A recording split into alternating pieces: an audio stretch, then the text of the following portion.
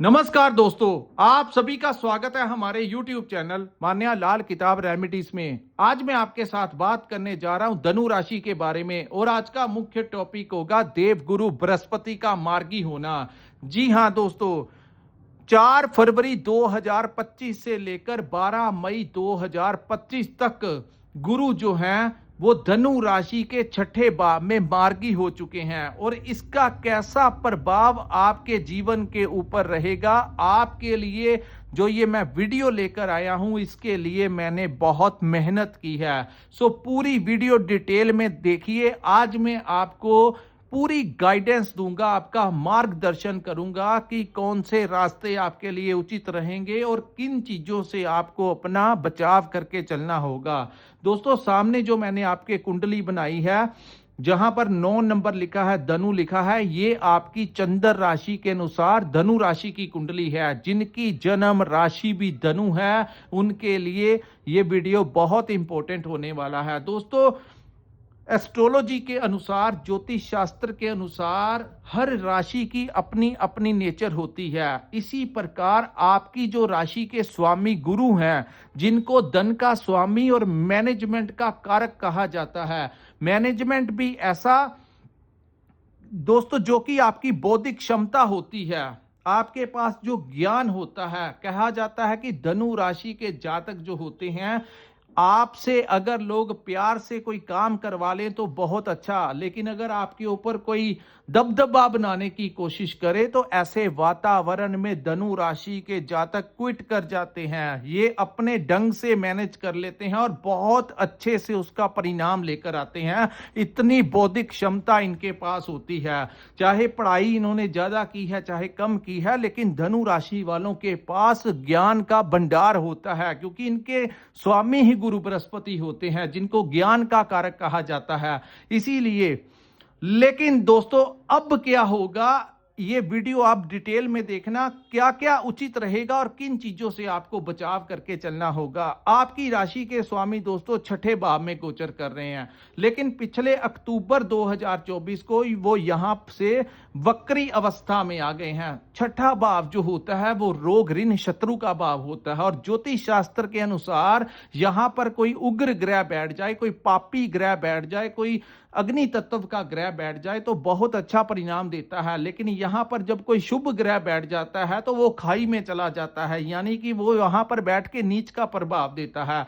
तो छठे भाव में गुरु का बैठना कहीं ना कहीं एक कार्य के लिए आपका रास्ता खुलेगा और वो कार्य होगा कि अगर आप कोई लोन वगैरह लेना चाहते हैं अपने काम को बढ़ाने के लिए, कोई प्रॉपर्टी के लिए या कोई भी कार्य के लिए, अगर आप कोई लोन वगैरह लेना चाहते हैं तो उसके लिए आपका रास्ता जो है वो खुल जाएगा। लेकिन यहां पर मैं आपको एक और बात बताना चाहता हूं, इस समय अगर आप लोन लेकर कोई नया व्यापार शुरू करते हैं तो ये समय उचित नहीं है। यहां पर अगर शनि या राहु बैठे होते या मंगल सूर्य बैठे होते तो मैं आपको कहता कि लोन लेकर अगर काम शुरू करेंगे तो वो काम भी बढ़ेगा, उसकी ईएमआई भी टाइम पर निकल जाएगी और आपका घर भी चल जाएगा। लेकिन गुरु यहां पर आपको उकसा देंगे कर्ज को लेकर काम करने के लिए। लेकिन जो लोग इनके जासे में आकर कर्ज ले लेंगे उनके लिए आने वाले समय में वो टाइम अच्छा नहीं होगा। इंटरेस्ट ब्याज भी बढ़ता जाएगा और लोन कहीं का कहीं पहुंच जाएगा। तो ये उचित समय नहीं है। अगर आप कोई ऐसी प्लानिंग कर रहे हो लोन लेने की तो बिल्कुल ना लेना। थोड़ा बहुत ले सकते हो लेकिन ज्यादा लोन के चक्करों में मत पड़ना, अन्यथा बाद में आपको पछताना पड़ेगा। दूसरी बात, किसी का कोई लड़ाई झगड़ा होता है उसमें आपको इन्वॉल्वमेंट करने की जरूरत नहीं है। यहां पर बैठे गुरु आपका कंपटीशन जो है वो बढ़ा देंगे। कंपटीशन का मतलब, अगर आप कोई दुकान चलाते हैं, कोई व्यापार करते हैं तो उसमें आपको ऐसा महसूस होगा कि आपको कोई ज्यादा प्रॉफिट नहीं हो रहा, यही आइटम्स जो हैं बाजार में कम दाम में मिल रही हैं, तो आपको भी अपनी प्रोडक्ट का दाम जो है वो कम करना पड़ेगा, जिससे आपका मुनाफा जो है वो कम हो सकता है। ऐसी स्थितियां जो है वो गुरु छठे भाव में बैठकर देते हैं। तो थोड़ा सा ये टाइम जो है मई तक आपको संभल के चलना होगा। किसी के साथ वाद विवाद की स्थितियों में मत जाना, अन्यथा और जिनके ऊपर कोई कोर्ट केस चल रहा है उनको थोड़ी सी परेशानी का सामना करना पड़ सकता है। दूसरा दोस्तों, यहां पर लेकिन इस भाव का मैंने आपको परिणाम बताया। अभी मैं आपको बताऊंगा कि किन भावों के ऊपर दृष्टियां डालेंगे। गुरु जहां पर बैठते हैं वहां पर परेशानी दे देते हैं, लेकिन जहां पर दृष्टियां डालते हैं उन भावों को आपको कुछ ना कुछ राहत देने का कार्य भी गुरु करेंगे। मैं आपको बताऊंगा क्या आपकी लाइफ में चल रहा है और कैसी अवस्थाएं आने वाली हैं। लेकिन इससे पहले मैं आपको एक और बात बता देता हूं। इस भाव को हेल्थ यानी आपकी सेहत का भी भाव कहा जाता है। तो आपको चाहिए अपनी सेहत को लेकर बिल्कुल किसी भी बात की इग्नोरेंस नहीं करनी, अपनी डाइट को कंट्रोल में रखना। और दूसरा, आप लोग इस समय अपनी एज के अकॉर्डिंगली एक्सरसाइज करना आपके लिए बहुत कंपल्शन है, क्योंकि ये बेमतलब कि यहाँ मेडिसिन के ऊपर आपका खर्च करवा सकता है। आपको इन चीज़ों से रिलेटेड दवाइयों के ऊपर, मेडिसिन के ऊपर किसी ना किसी प्रकार का बेफजूल का खर्चा जो है वो आपके ऊपर करवा सकता है। सो अपनी हेल्थ को लेकर जो परेशानियां आ रही हैं उसको, ये 2-3 महीने का समय रह गया है, उसके पश्चात जैसे ही गुरु यहाँ से निकल जाएंगे तो आपके जो हेल्थ से संबंधित समस्याएं आ रही थी वो भी खत्म हो जाएंगी। सो ये जो 2-3 महीने रह गए हैं आपको थोड़ा संभल के चलना होगा। डेली रूटीन में आपको एक्सरसाइज करनी चाहिए। फिजिकली फिटनेस के लिए आपको अपना पूरा ध्यान रखना चाहिए, अन्यथा ये आपको कोई प्रॉब्लम में भी डाल सकते हैं। यहाँ पर इंप्लीमेंट ज़्यादा उन लोगों के लिए होगा जिनके ऊपर गुरु की महादशा और अंतरदशा चल रही है। उसके बाद मैं बताऊंगा दोस्तों, गुरु की एक दृष्टि जो है वो केतु के ऊपर पड़ेगी। केतु भी यहां पर आपके कर्म भाव के ऊपर बैठे हैं। कर्म भाव होता है आपके व्यापार का भाव और जहां पर आप नौकरी करते हैं उसका भाव। आपने देखा होगा कि जहां पर आप व्यापार करते हैं वहां पर आपको बड़ी समस्याओं का सामना करना पड़ रहा है। क्यों? उसकी वजह थी कि केतु यहां पर आपको परेशानी में डाले हुए थे। गुरु पिछले दिनों वक्री थे, जिसके कारण केतु यहां पर अपना प्रभाव दे रहे थे। सो व्यापार में जो आपके उथल पथल मचल रही थी, जिसकी स्थितियों को कंट्रोल करना आपके लिए मुश्किल हो गया था, क्योंकि मैनेजमेंट के भी कारक जो थे वो आपके अष्टम भाव में पिछले लंबे समय से रहे, तो जिसके कारण आपको संतान से रिलेटेड भी कठिनाइयों का सामना करना पड़ा होगा। आपके करियर को भी लेकर समस्याएं आई होंगी। कुछ लोगों के अपने ससुराल वालों के साथ संबंध भी खराब करवा दिए। तो एक तो आपकी राशि के स्वामी खराब, और दूसरी तरफ आपकी जो मैनेजमेंट है, आपके जो पंचम भाव है, उसके स्वामी भी लंबे समय से वक्री अस्त व्यवस्था में मंगल चल रहे हैं, जिसके कारण धनु राशि वालों को ज्यादा परेशानियों का सामना करना पड़ा।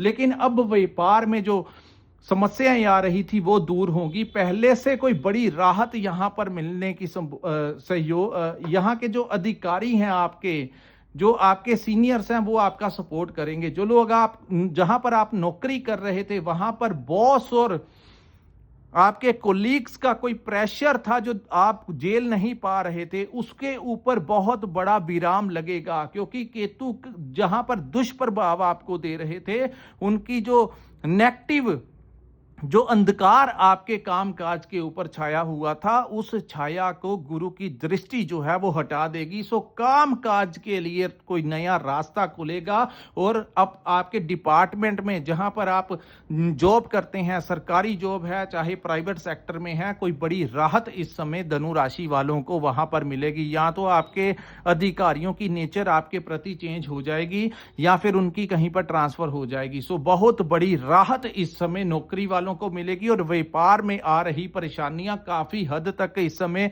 दूर होती हुई दिखाई देंगी। उसके बाद दोस्तों, गुरु की दूसरी दृष्टि जो है वो आपके 12th हाउस के ऊपर पड़ेगी, 12वें भाव, जिसको खर्चों का भाव कहा जाता है, यात्राओं का भाव कहा जाता है।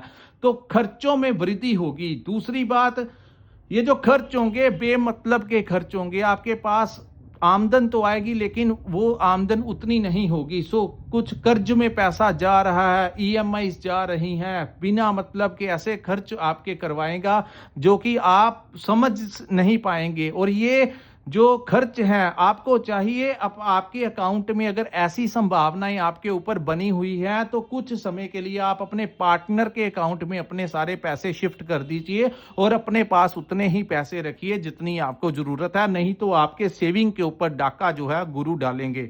उसके बाद इस भाव को यात्राओं का भाव कहा जाता है, तो व्यर्थ की यात्राएं करवाने की चांसेस हैं। अगर आप विदेश जाना चाहते हैं तो आपको विदेश भेजने का इस समय पूरा सपोर्ट जो है आप धनु राशि वालों को मिलेगा। गुरु की दृष्टि विदेश के भाव के ऊपर पड़ने से, लेकिन जो लोग विदेश में रहते हैं उनको भी वहां पर कोई ना कोई तनाव जो है वो झेलना पड़ सकता है। अपनी नौकरी को लेकर, अपने व्यापार को लेकर कुछ ना कुछ, चाहे आपने वहां पर कोई पीआर अप्लाई किया है या पासपोर्ट अप्लाई किया है, तो धनु राशि के कुछ जातकों को विदेश में भी परेशानी का सामना करना पड़ सकता है। उसके बाद मैं बात करूंगा हेल्थ को लेकर। मैं फिर कहता हूं कि आप लोगों को थोड़ा सा अपने एक्सरसाइज करनी जरूरी है। आप लोगों को डेली रूटीन में सैर करनी चाहिए, योगा करना चाहिए, हेल्थ क्लब जाना चाहिए, कुछ भी कीजिए, लेकिन अपने आप को फिजिकली फिट रखने के लिए कोई टाइम जरूर 24 घंटों में से आधा एक घंटा अपनी सेहत के लिए जरूर निकालना चाहिए। उसके बाद मैं बात करूंगा दोस्तों गुरु की एक नीच की दृष्टि। गुरु की जो थर्ड दृष्टि है आपके धन और वाणी के भाव और कुटुंब यानी कि आपके परिवार के भाव के ऊपर पड़ेगी, और ये होगी गुरु की नीच दृष्टि, क्योंकि गुरु मकर लगन के ऊपर जब दृष्टि डालते हैं तो मकर उनकी नीच राशि है। हर ग्रह की एक उच्च और एक नीच राशि होती है। यहां पर गुरु की दृष्टि जब आपके धन के भाव के ऊपर पड़ेगी तो धन से संबंधित समस्याएं तो आपको बनी ही हुई हैं, वो तो आपको पता ही है। उसमें कुछ ना कुछ दिक्कत जो है वो खड़ी कर सकते हैं, किसी गलत जगह के ऊपर आपका पैसा इन्वेस्ट करवा सकते हैं। सो आपको इन्वेस्टमेंट करते हुए बड़ा ध्यान रखना होगा। कितनी बार सोच विचार करके किसी विद्वान से राय मशवरा लेकर ही आप किसी व्यापार में इन्वेस्ट कीजिए, वरना वो आपकी पेमेंट को वहां पर फंसाने का भी कार्य कर सकते हैं। दूसरा, इस भाव को कम्युनिकेशन का भी भाव कहा जाता है, तो आपको अपनी वाणी के ऊपर बड़ा नियंत्रण करके चलना होगा, खास करके अपने एम्प्लॉयज के साथ, जहां पर आप कामकाज करते हैं, अपने बॉस के साथ, अपने कोलीग्स के साथ, जहां पर आप अपना व्यापार करते हैं, वहां पर भी अपने कॉम्पिटिटर्स के साथ भी आपको अपनी वाणी का बहुत ज्यादा कंट्रोल करके चलना पड़ेगा, अन्यथा आप कुछ ऐसे शब्द कह देंगे जिससे सामने वाले के साथ आपका रिश्ता जो है वो खराब हो जाएगा और स्थितियां और ज्यादा गंभीर हो सकती हैं, लड़ाई झगड़ा भी हो सकता है। तो आपको अपनी वाणी के ऊपर बड़ा नियंत्रण करके चलना पड़ेगा।